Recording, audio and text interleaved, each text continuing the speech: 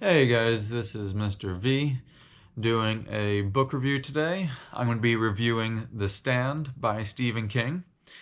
I'm going to be reviewing the complete and uncut version of The Stand, and depending on which website you use to look at the page count, some websites say it's 1,300 pages, others say it's just over 1,400 pages.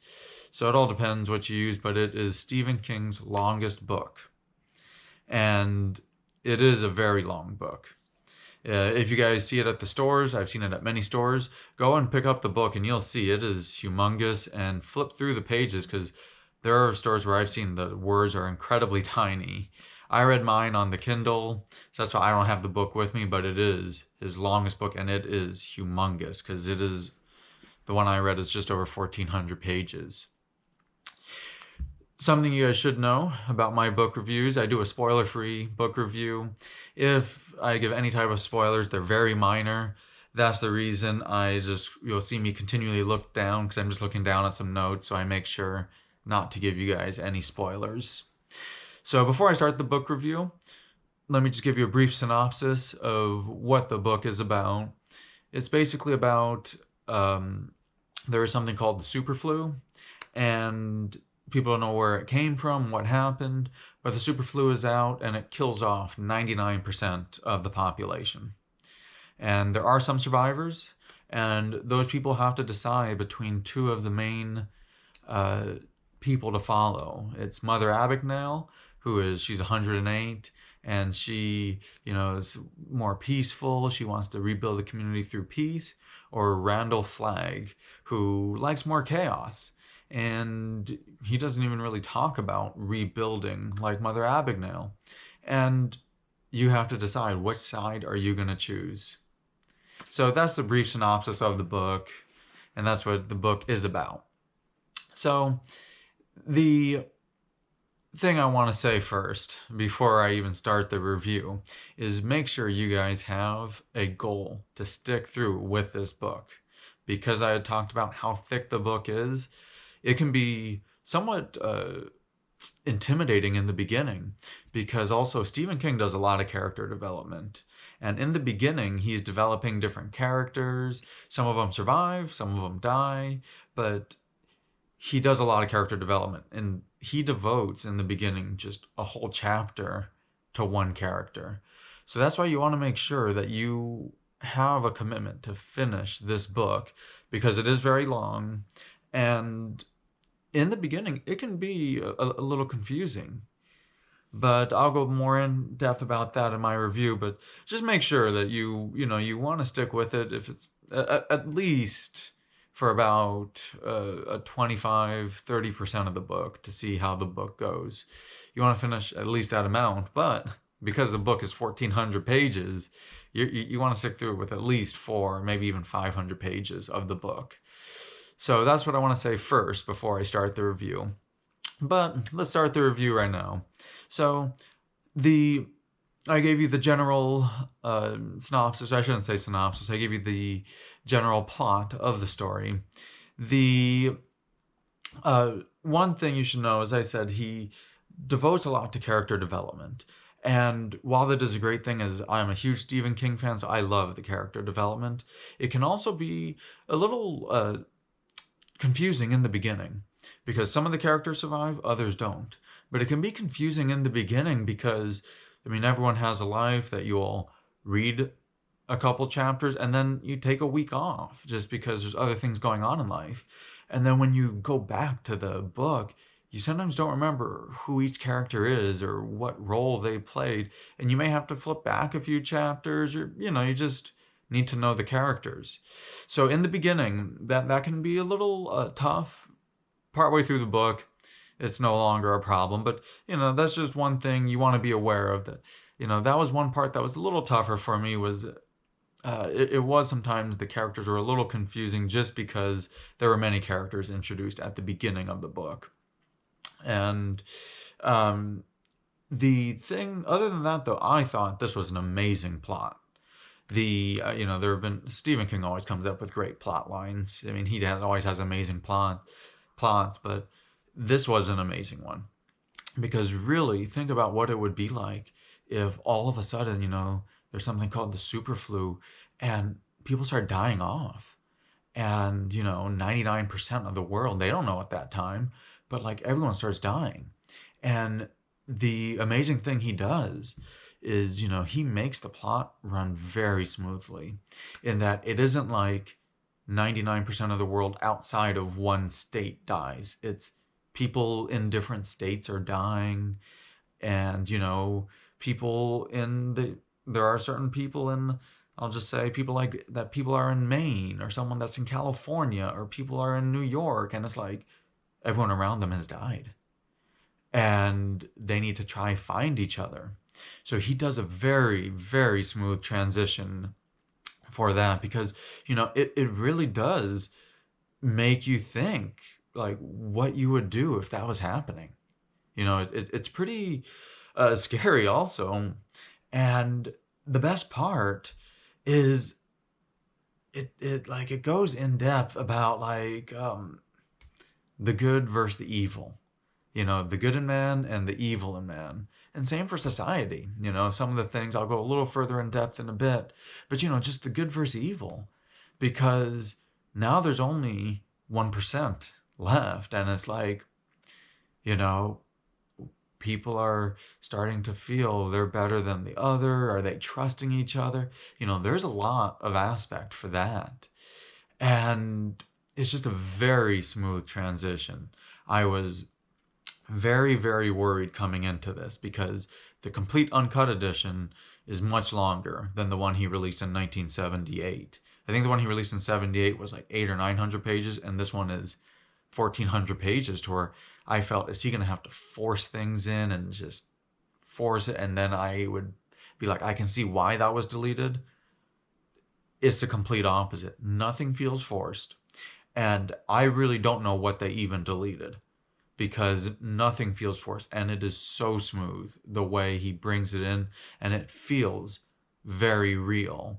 And what I mean by that is, um, is that when these people are dying, it's not like, as I said, it's not like everybody in Maine survives and everyone else in the U.S. dies. It's like only a couple survivors in Maine, only a couple survivors in California, only a couple survivors in Texas or New York, and they find each other. But also, a lot of times when we think of that kind of like scenario, the people that are dying don't just disappear. They're dying in cars, they're dying in the house, and some of the survivors are seeing that. And it's like they're not just disappeared. All of a sudden, a whole highway is blocked off because so many people died in their cars. But another part that makes it feel so realistic is all of a sudden, there are people dying, like just everyday people, to where it's like now the electricity is no longer going on. The food in the stores, a lot of the meats and vegetables, that is all going bad. The farmers are gone. If you get injured, the doctors are gone. And who's going to help you with that aspect? You have to try find a doctor, and hope you can even find somebody else in general. And it feels very real to where it's not like, oh, it's very simple, everyone disappears. That's the kind of plot that I was thinking was going to happen. But he makes it feel real because the people are still there, and it's like, oh, the electricity no longer is coming on. And it's like, how will they get food? Are they just going to eat canned food forever?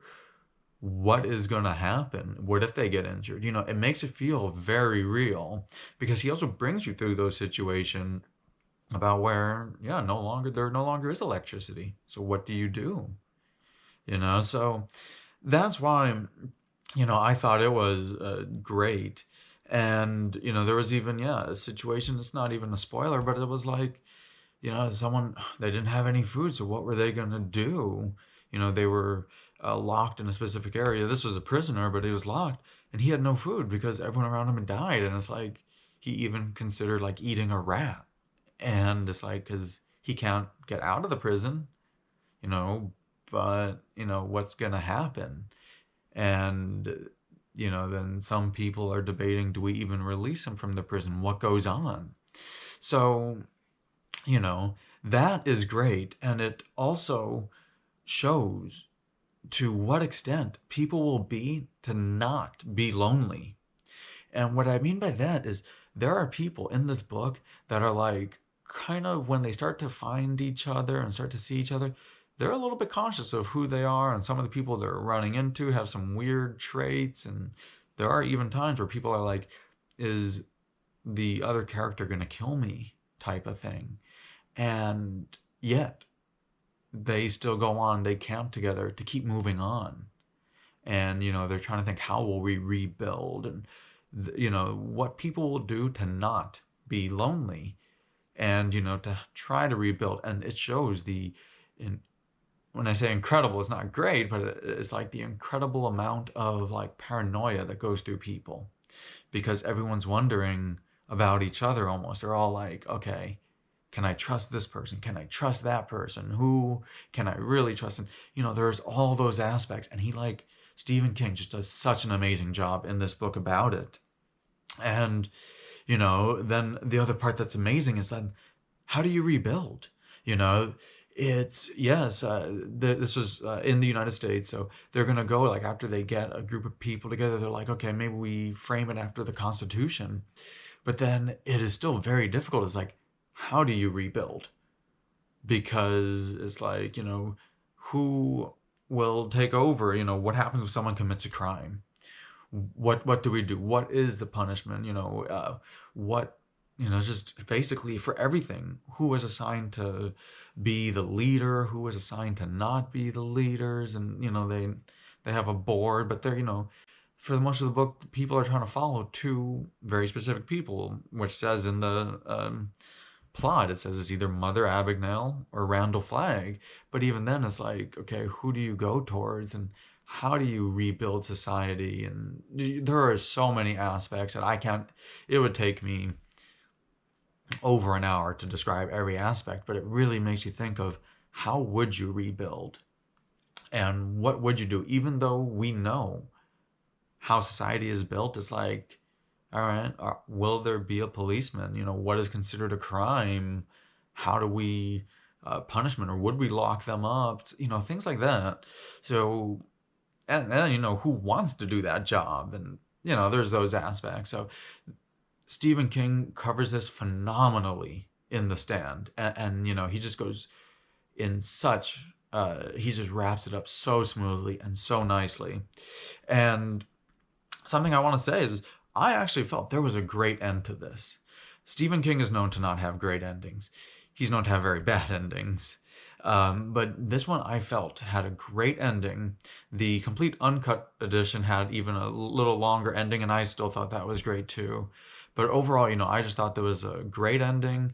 He wrapped it up perfectly, and it makes you wonder, like, all right, how well, what's going to happen next, what's going to happen next, and it makes you think about a lot of that stuff. And if I was reading this a long time ago, I'd wonder, is there the Stand 2 type of thing? Because what's going to happen? Yeah, 1% of the population survived, but what is going to happen now? And it's like, you know it's, again, he just wraps it up phenomenally.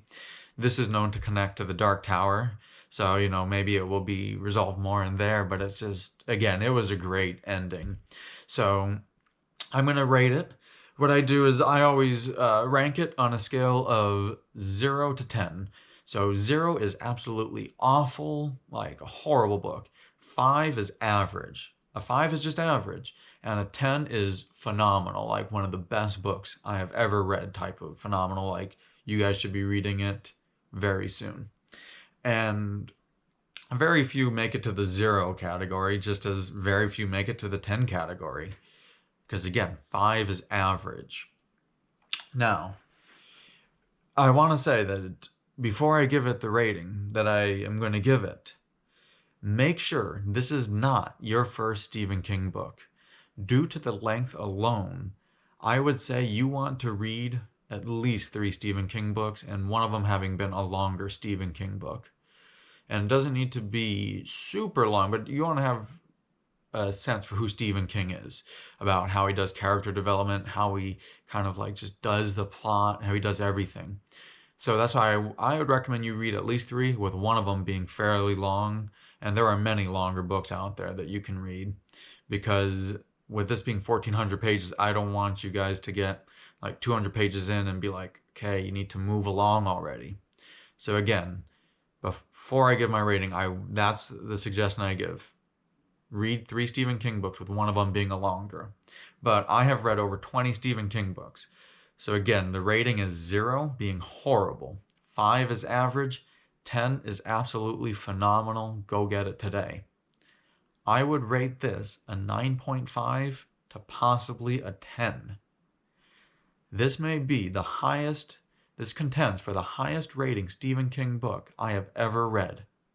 One of the highest rating books I have ever read. Again, I would rate it 9.5 to a 10. It was that amazing for me that I just thought it was that great. Many people rank this as such a high book, and I can see why.